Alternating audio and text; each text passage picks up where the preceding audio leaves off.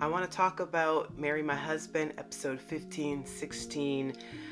Everything that I thought was satisfying about the finale, in particular, everything that I did not like, and what I thought was one of the best transition scenes, like what I thought was the emotional crutch of this entire show, and basically encapsulated everything that I thought the show did right, and I guess some of the missteps along the way as well.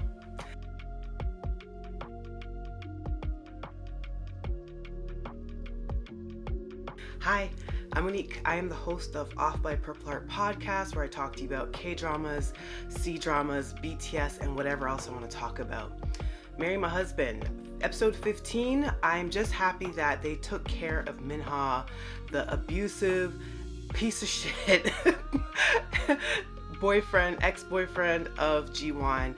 I thought the actor really did a phenomenal job. So I want to give him a lot of kudos, a lot of credit, but I could not tolerate that character. And out of everyone that I thought deserved to actually die and take over the future timeline of Jiwon's death, I thought it was perfect that it was him. I knew that a lot of people were speculating that it would be Sumin, but I think her end of her storyline in particular, especially from episode 16's perspective, was really satisfying. But in episode 15, I'm happy that Mr. Yu laid a can of whoop ass on him. I love that he basically called him like a little bitch. I love that he pointed out that, he thought he could get the upper hand from beating down on G1, trying to strangle her, kill her.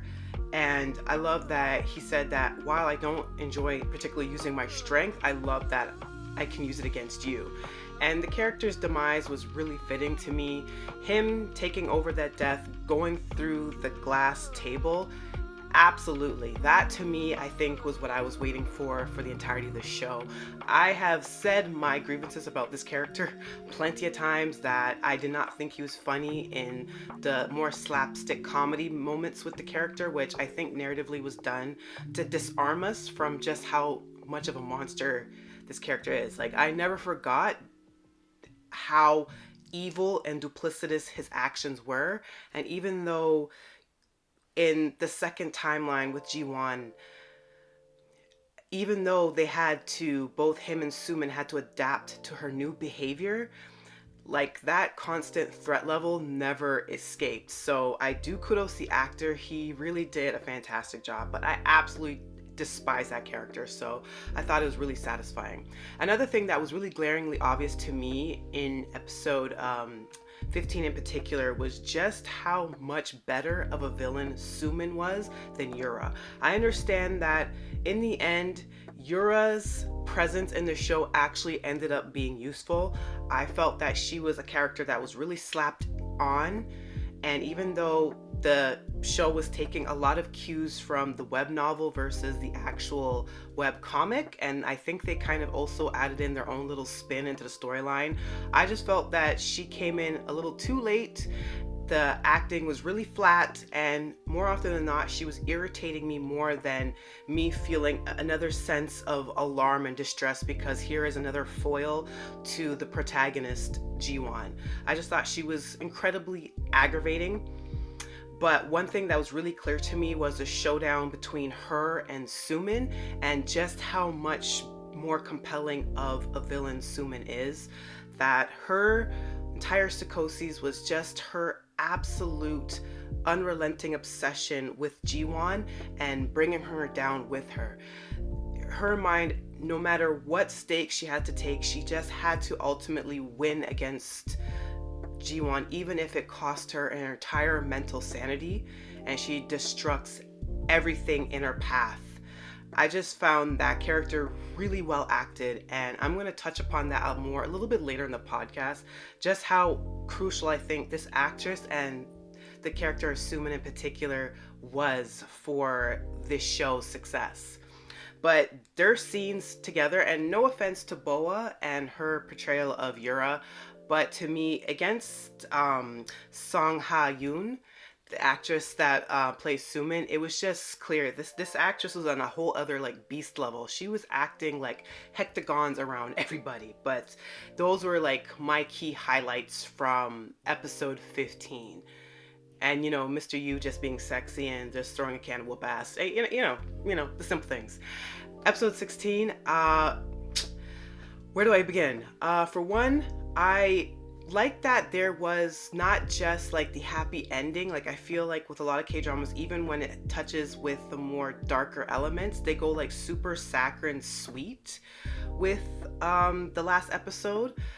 But I appreciated that even though they did go saccharine sweet in episode 16, they still did keep a lot of the dramatic tension in.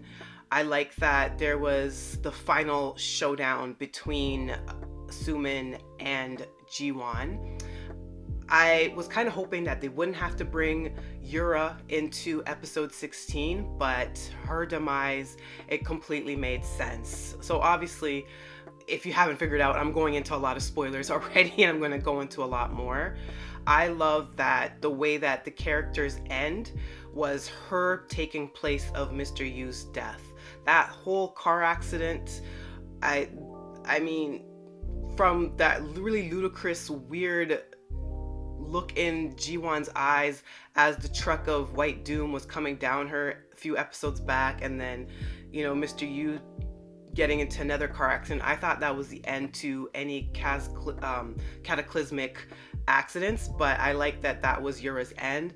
She was just irksome to me the entire time, and her energy just never really made a difference to me. Like I just felt her character was so pointless, but I guess in the end she ended up taking place to finish out the storylines, and I'm glad that her death then relieved Mr. Yu from his tragic end. Finally. I like that we got some good closure with Mrs. Yang, the supervisor or managerial friend of Jiwon in the office. Her relationship with Mr. Human Resources there. I wish they had a little bit more of a tie-in with that romance, but I do like that Mrs. Yang was a girl's and the first thing that she wanted after she got her positive results from her cancer treatments and is on the path to reclaiming her health was that she wanted to celebrate with her girlfriends and actually enjoy singledom. She's been tied to her abusive SOB husband for so long, and her storyline was taking over Jiwon's original timeline. So it was just really good to see that she was able to take a step back and, kind of reclaim her time. The cutie patootie sister of Mr. Yu as well. I'm glad that she got her happy ending with Enho as well, the first love of Jiwon from high school. I thought that was great. I really, really enjoyed all the happily blissful moments of Jiwon and Mr. Yu. I gotta tell you, I love the actor. I think he's so fine. He's so hot to me. Just as a side note, I saw a video of him like shredding on electric guitar, and I'm like he's like a dream. It's like a dream to me. Anyways, him in like a Santa hat was like giving everything to me. Him like being like 7 foot something, and Park Min Young being looking like she's like 4'8" next to him, and like him like picking her up, and just all the kisses.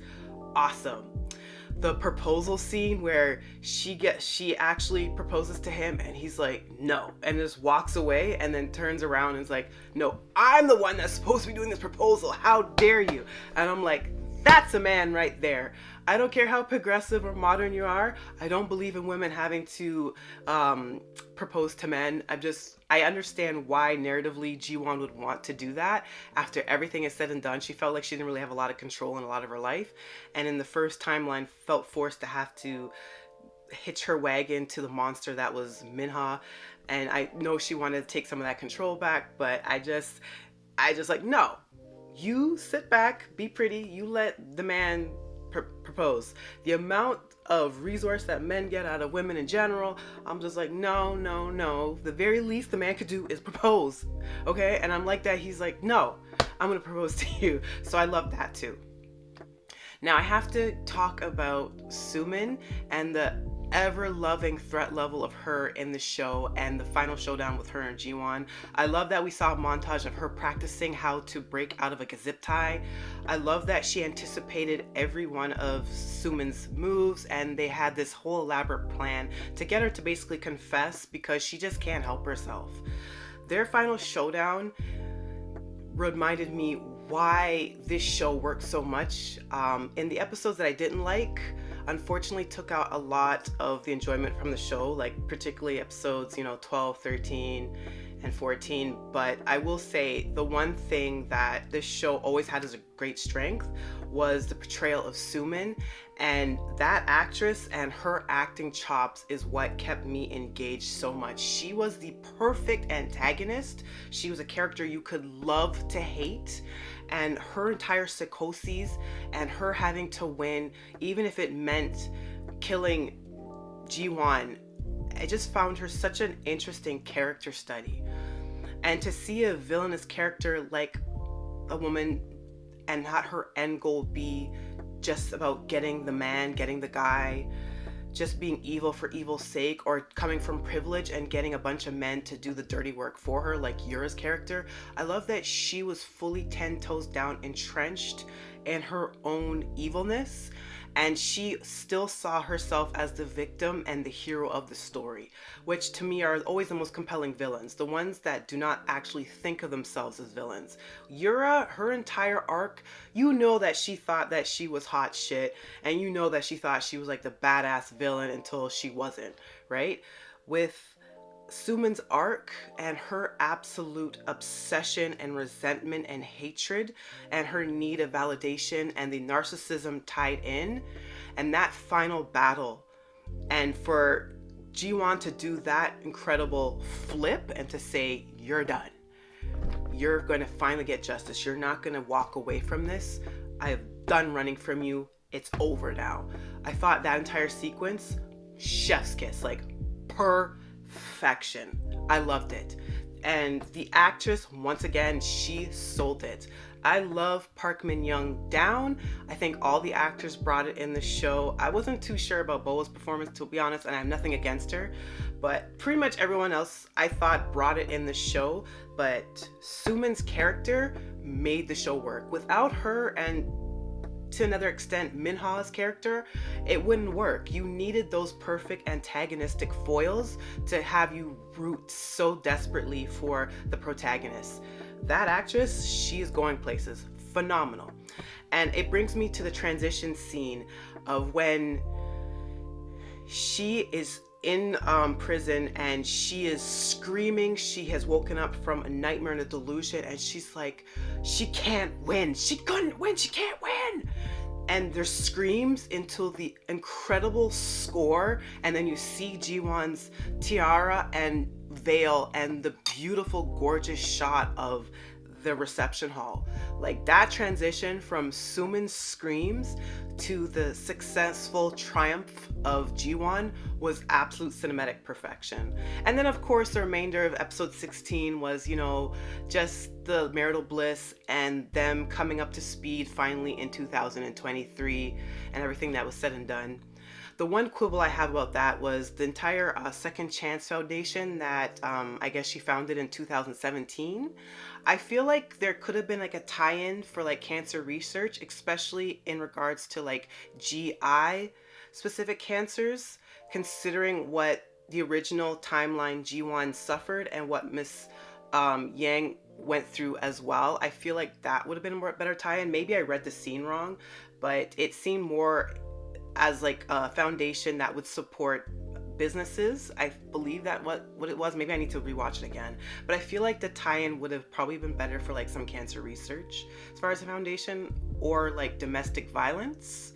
I feel like would have been a more appropriate like foundation that she could have made her legacy with her climb to power, but that's just like a small minor quibble.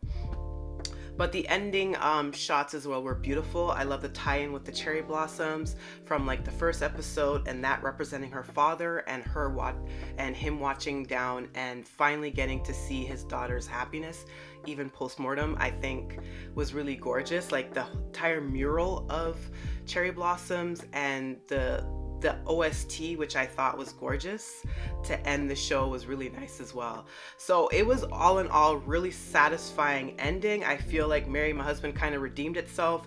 The few episodes before 15, 16, unfortunately took a lot of the steam out of my interest for the show, but it came back, and it came back with a vengeance. So I think all in all was good. I really loved the coupling moments. Mr. Yu was just hot through and through.